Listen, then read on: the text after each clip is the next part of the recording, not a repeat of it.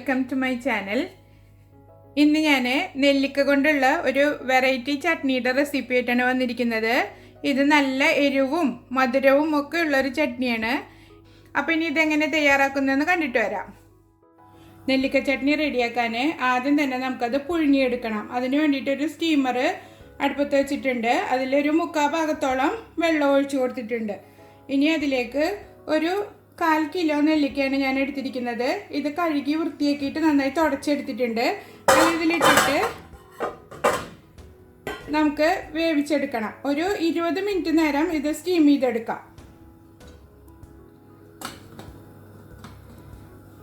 നമ്മൾ ഇങ്ങനെ സ്റ്റീം ചെയ്തിട്ട് അച്ചാറും ചട്നിയൊക്കെ ഉണ്ടാക്കി കഴിഞ്ഞാൽ കുറേ നാളേക്ക് കേടുകൂടാതിരിക്കും. അതല്ലെങ്കിൽ വെള്ളത്തിലിട്ട് പുഴുങ്ങിയെടുത്ത് കഴിഞ്ഞാൽ പെട്ടെന്ന് കേടുവരും നമ്മൾ ഉണ്ടാക്കുന്ന അച്ചാറും ചട്നിയൊക്കെ.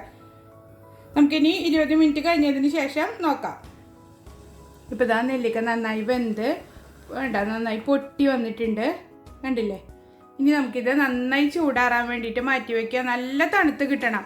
അതിന് ശേഷം വേണം നമുക്ക് ചട്നി റെഡിയാക്കി എടുക്കാൻ. നെല്ലിക്ക നന്നായി ചൂടാറി കിട്ടിയിട്ടുണ്ട്. ഇത് കണ്ടില്ലേ? പുഴുങ്ങുമ്പോൾ ഇങ്ങനെ അല്ലികളായിട്ട് വിടർന്ന് വരുന്നത് വരെ നമ്മൾ വേവിച്ചെടുക്കണം. ഇനി ഇത് നന്നായി ചൂടാറിയതിന് ശേഷം ഇങ്ങനെ അല്ലികളെല്ലാം വിടർത്തി കുരു നീക്കിയിട്ട് ഇത് നമുക്ക് പൊടിച്ചെടുക്കണം. അപ്പോൾ അതാ ഞാൻ നെല്ലിക്ക ഫുള്ള് കുരു എല്ലാം കളഞ്ഞെടുത്തിട്ടുണ്ട്. ഇനി ഇതൊന്ന് പൊടിച്ചെടുക്കാം. ഞാനിപ്പോൾ ഗ്രൈൻഡറിലിട്ടിട്ട് ഒന്ന് പൾസ് ചെയ്തെടുക്കുകയാണ് ചെയ്യുന്നത്. അപ്പോൾ അതാ നെല്ലിക്ക ഞാൻ ഫുള്ള് ഗ്രൈൻഡ് ചെയ്തെടുത്തിട്ടുണ്ട്. ഇനി നമുക്ക് നെല്ലിക്ക ചട്നി ഉണ്ടാക്കി തുടങ്ങാം. അതിന് മുമ്പ് ഒരു ചുവട് കട്ടിയുള്ള ഒരു പാൻ എടുത്തിട്ട് അടുപ്പത്ത് വെച്ച് നന്നായി ചൂടാക്കി എടുക്കുക. അടി നല്ല കട്ടിയുള്ള പാൻ നോക്കി എടുക്കണം കേട്ടോ. ഇനി അതിലേക്ക് ഒരു 3 ടേബിൾ സ്പൂണ് ഓയിൽ ഒഴിച്ചു കൊടുക്കുക. നിങ്ങൾക്ക് എണ്ണയുടെ മണം ഇഷ്ടമാണെങ്കിൽ എണ്ണയിൽ ഉണ്ടാക്കിയെടുക്കാവുന്നതാണ്. ഓയിൽ നന്നായി ചൂടായിട്ടുണ്ട്. അതിലേക്ക് ഒരു 2 ഉണക്കമുളക് എടുത്തിട്ടുണ്ട്. ഒരെണ്ണം വലുതായതുകൊണ്ട് ഞാനത് കട്ട് ചെയ്തിട്ട് ഇട്ടിട്ടുണ്ട്.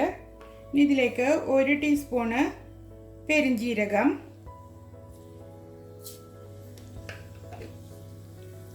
1 ടീസ്പൂൺ നല്ല ജീരകം, ഇതെല്ലാം ചേർത്തിട്ട് നന്നായി ഇതിലിട്ടിട്ട് മൂപ്പിച്ചെടുക്കാം. മുളകിൻ്റെയും ജീരകത്തിൻ്റെ ഒക്കെ കളർ മാറി നല്ല മൂത്ത മണം വന്ന് തുടങ്ങിയിട്ടുണ്ട്. ആ സമയത്ത് നമ്മൾ ഗ്രൈൻഡ് ചെയ്ത് വെച്ചിരിക്കുന്ന നെല്ലിക്ക ഇട്ട് കൊടുക്കുക.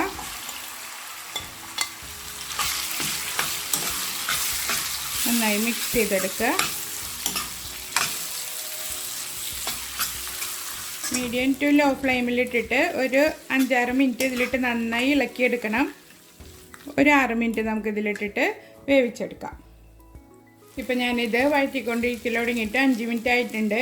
ഇനി നമുക്ക് ഇതിലേക്ക് കുറച്ച് മസാലപ്പൊടികൾ ചേർത്ത് കൊടുക്കണം.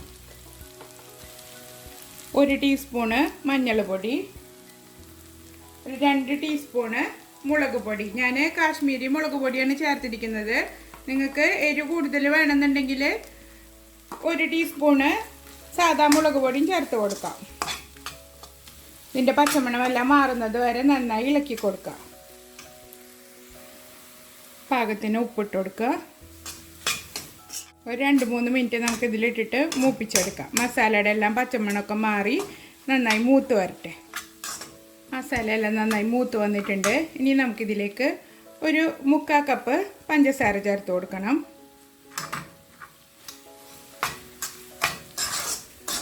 എരിവും മധുരവും ഒക്കെ കലർന്നിട്ടുള്ളൊരു അടിപൊളി ചട്നിയാണിത്.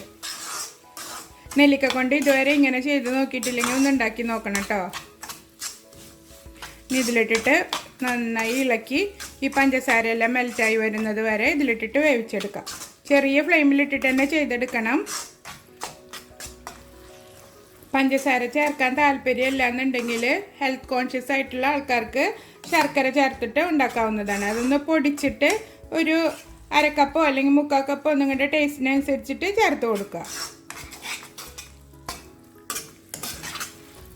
ഇതിലേക്ക് നമുക്കൊരു 1/2 ടീസ്പൂണ് കുരുമുളക് പൊടി ഇട്ട് കൊടുക്കണം.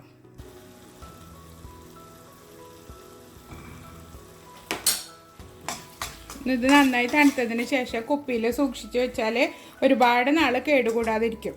ഒരുപാട് നാൾ സൂക്ഷിക്കാനായിട്ടാണ് ഇങ്ങനെ ചെയ്ത് വയ്ക്കണമെന്നുണ്ടെങ്കിൽ ഉപ്പ് കുറച്ച് കൂടുതലിട്ടിട്ട് ചെയ്ത് വയ്ക്കണം കേട്ടോ.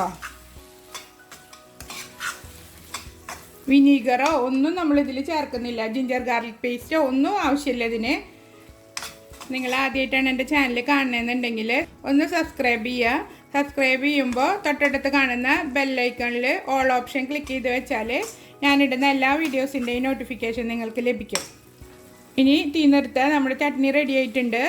എന്നിട്ട് നന്നായി തണുത്തതിന് ശേഷം വേണം കുപ്പിയിലേക്ക് മാറ്റാൻ.